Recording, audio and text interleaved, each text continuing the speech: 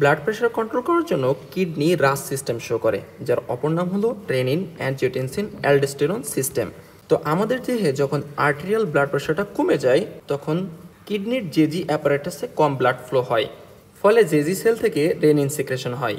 এই রেনিন অ্যানজিওটেনসিনোজেনকে অ্যানজিওটেনসিন 1-এ কনভার্ট করে এবং অ্যানজিওটেনসিন 1 অ্যানজিওটেনসিন 2-তে কনভার্ট হয় by the help of ACE or angiotensin converting enzyme. এই অ্যানজিওটেনসিন 2 ভেসোকনস্ট্রিকশন করে, ফলে ব্লাডের টোটাল পেরিফেরাল রেজিস্ট্যান্স বেড়ে যায়।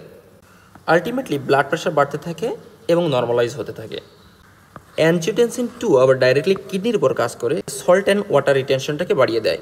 এই অ্যানজিওটেনসিন 2 অ্যাড্রেনাল গ্ল্যান্ডের কাছে যায়, সেখান থেকে একটি হরমোন সিক্রেশন করে যার নাম হলো অ্যালডোস্টেরন। এই অ্যালডোস্টেরন সল্ট এবং ওয়াটার রিটেনশনটাকে বাড়িয়ে দেয়, ফলে ব্লাড ভলিউম বেড়ে যায়, কার্ডিয়াক আউটপুট বেড়ে যায়, আলটিমেটলি ব্লাড প্রেশার বাড়তে থাকে।